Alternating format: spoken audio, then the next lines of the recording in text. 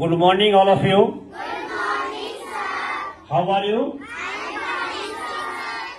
तो आज हम लोग मदर्स डे के ऊपर चर्चा कर रहे हैं, बात कर रहे हैं, ठीक है। तो साल में हर एक साल मई के दूसरे संडे को मदर्स डे आता है और पूरे देश में मनाया जाता है, क्योंकि इस दुनिया में सबसे जो बड़ी हम लोगों के लिए है, आप लोगों के लिए है, वो माँ है। इस दुनिया में सबसे बड़ी मतलब हर एक काम में हमारे हो चाहे आपके हो चाहे किसी की भी हो, माँ ही है जो सबसे आगे है।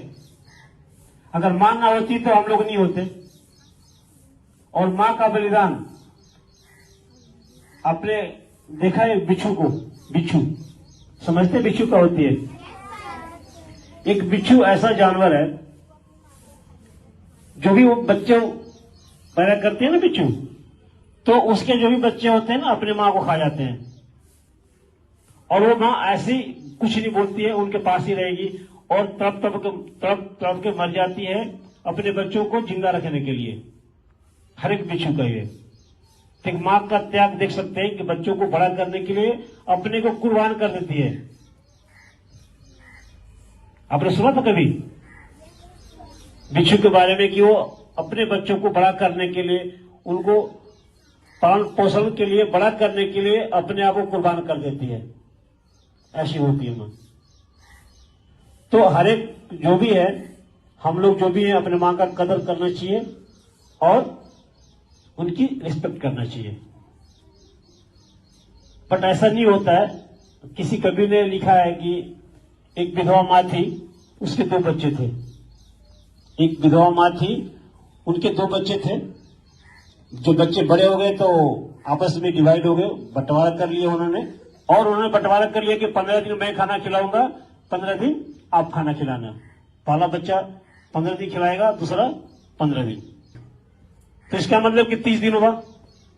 तो साल के हर एक महीने 30 दिन के होते हैं क्या? कोई महीना 31 दिन का होता है। तो उस माँ को देखिए, दुर्भाग्यवश ऐसा है कि जिस माँ ने अपने बच्चों को जन्म दिया और इतना पाल पोस कर बड़ा किया, और बुढ़ापे में उस माँ को एक दिन उपवास रखना पड़ता था, क्योंकि 15 दिन किसी पहले बच्चे के पास खाना खाती थी और 15 दिन दूसरे बच्चे के पास। तो जो महीने 31 दिन के आते थे, उस महीने उस विधवा माँ को एक दिन उपवास रहना पड़ता था। ऐसा होना चाहिए? ऐसा नहीं होना चाहिए। आप लोग एग्री हैं इस बात को कि ऐसा नहीं होना चाहिए? तो ऐसा नहीं हो तो उसके लिए हम लोग को कदम उठाना पड़ेगा ना, आप लोगों को करना पड़ेगा चाहिए कि कभी भी ऐसा ना हो। इसके लिए आप लोग हैं, हम लोग हैं, ऐसा कदम उठाना है कि कभी भी किसी माँ को उपवास नहीं रहना पड़े, डेली खाना मिले। बताइए, जिसके 2 बच्चे हो उसको खाना नहीं मिलेगी, बिना खाए सोना पड़े। ऐसा नहीं होना चाहिए, ठीक है।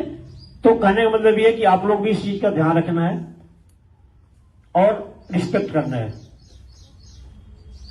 सभी को अपने माँ का रिस्पेक्ट करना है, ठीक है।